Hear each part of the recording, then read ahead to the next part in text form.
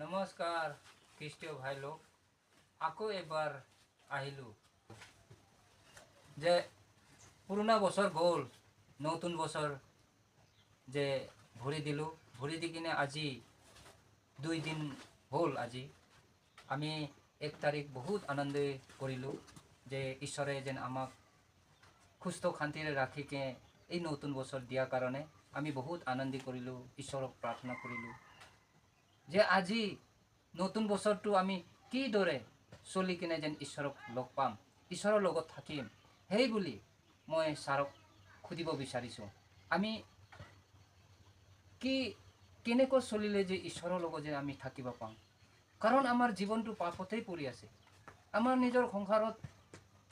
সংসাৰৰ কথাহে আমি চিন্তা কৰি থাকিব পাম এতিয়া আপুনি আমাক ক'ব লাগিব আমি কিদৰে চলি কিনে যে ঈশ্বৰক যেন লগ পাম ধন্যবাদ দিছোঁ আমি পুনৰবাৰ আজি 2025 চনৰ দ্বিতীয় দিনটো আমি পাইছোঁ আৰু এই দিনটোত আমি নিজৰ নিজৰ জীৱনত আমি ঈশ্বৰৰ কাৰণে বা আমি নিজে চলি যাবৰ কাৰণে আমাৰ প্লানবিলাক কি আছে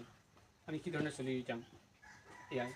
আমাৰ জীৱনত আমি নিজে নিজে মানে প্ৰাৰ্থনাৰে আমি ঈশ্বৰক বিচাৰিব লাগিব যে প্ৰভু এই বছৰটোত আজি দ্বিতীয় দিন আমি আৰম্ভৰ পৰাই প্ৰাৰ্থনা কৰি আছিলোঁ যে প্ৰভু আমি এই 25 চনটোত নিজৰ জীৱন আপোনাৰ হাতত সমৰ্পিত কৰি আমি যে চলি যাব পাৰিম এই জীৱন হয় কাৰণ এনেকুৱা জীৱন আমি আৰু নাপাওঁ কাৰণ ঈশ্বৰে আমাক যোৱা বছৰ কালতো আমাক বিপদ আপদৰ পৰা ৰক্ষা কৰি এই নতুন বছৰ 2025 চনটো দিলে আৰু আজি আমি চাওঁতে চাওঁতে দ্বিতীয় দিনটো এই দ্বিতীয় দিনটোত আমি পালোঁ আৰু এই পুৱাৰ বিলিকা আমি আলোচনা কৰিছোঁ যে এই বছৰ আমাৰ জীৱনটো কেনেকৈ আমি কটাম এইটো কথা নহয় আমাৰ জীৱনটো কটাবৰ কাৰণে আমি ঈশ্বৰৰ হাততে আমাৰ জীৱনটো সমৰ্পণ কৰিব লাগিব আৰু তেওঁহে আমাক চলাই ল'ব আমি প্ৰাৰ্থনাৰে ঈশ্বৰক বিচাৰিম যে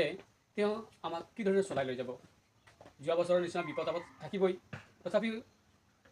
আমি ঈশ্বৰৰ লগত সম্পৰ্ক ৰাখি আমাৰ জীৱনটো যেন ভাল ধৰণে চলাই যাব পাৰিম এইটোৱেই আমি বিচাৰিব লাগিব যে আমাৰ কাম কাজ আমাৰ সমজুৱা কাম ইয়া আমাৰ ব্যক্তিগত কাম আমাৰ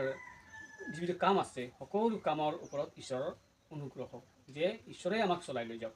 এইটোৱে আমি মানে বিচাৰিছোঁ আৰু আমি আমাৰ জীৱনবিলাক আমি ঈশ্বৰৰ বাক্যবিলাক আমি আনৰ আগত কেনেকৈ লৈ যাম আমাৰ কথা বতৰাৰ যোগেদি আমাৰ লেনদেনৰ যোগেদি আমি প্ৰেমৰ যোগেদি যেনেকৈ ঈশ্বৰে আমাক প্ৰেম কৰিছে সেইধৰণে আমি আন এজনক প্ৰেম কৰিব লাগিব আৰু প্ৰেমেৰে আমি চলি যাব লাগিব অকল আমি নিজৰ বিষয়টো চিন্তা কৰি নহ'ব ঈশ্বৰৰ অনুগ্ৰহটো আমাৰ লগত কি ঈশ্বৰৰ অনুগ্ৰহ আমাৰ লগত আছে আৰু তেওঁৱে আমাক যাবৰ কাৰণে ৰাস্তা যাবৰ কাৰণে আমাক সহায় কৰিব সেয়ে আমাৰ জীৱনৰ প্লানবিলাক হ'ব লাগে আমাৰ জীৱনৰ প্লানটো এনেকুৱা হ'ব লাগে যে প্ৰভু আপুনি আমাক চলাই ল'ব আমি তো মাথোন মনুষ্য হওঁ আমি ভাবোঁ হয় আমি এই কৰিম অমুক কৰিম এইটো টকা মানে ঘটিম গাড়ী কিনিম বাংলা বনাম ঘৰ বনাম এইবিলাক আমাৰ মানুহৰ স্বভাৱ আছে না স্বভাৱটো আছে আমি এই কৰিম কিন্তু ঈশ্বৰৰ যিটো ইচ্ছা হয় সেইটোহে হ'ব ঠিক আছে আপুনি কওকচোন এতিয়া আপোনাৰ জীৱনত প্লানবিলাক এনেকুৱা হ'ব পাৰে কিন্তু সকলো প্লানবিলাক আমাৰ জীৱনত ঈশ্বৰকে সদায় দিব লাগিব হয় নে নহয় ঠিক আছে আমি ভাইসকলকে কৈছোঁ আমি এতিয়া পুৰণা জীৱন পুৰণা বছৰ গ'ল এতিয়া নতুন জীৱন নতুন বছৰ পালোঁ আমি পুৰণা জীৱনত বহুত ধৰণৰ পাপ কৰিলোঁ আৰু পুৰণা বছৰ আমি বহুত ধৰণে ঈশ্বৰক খং কৰা কাম কৰিলোঁ তেতিয়া কোৱা নিচিনাই যে তথাপিও যেন আমাৰ প্ৰভু যীশুৱে আমাক ক্ষমা কৰি কিনে ইমান সুস্থ শান্তিৰে আজি নতুন বছৰত যেন আমাক দিলে ভৰি দিবা দিলে যে আজি ভাইলো আমি পুনৰ আমি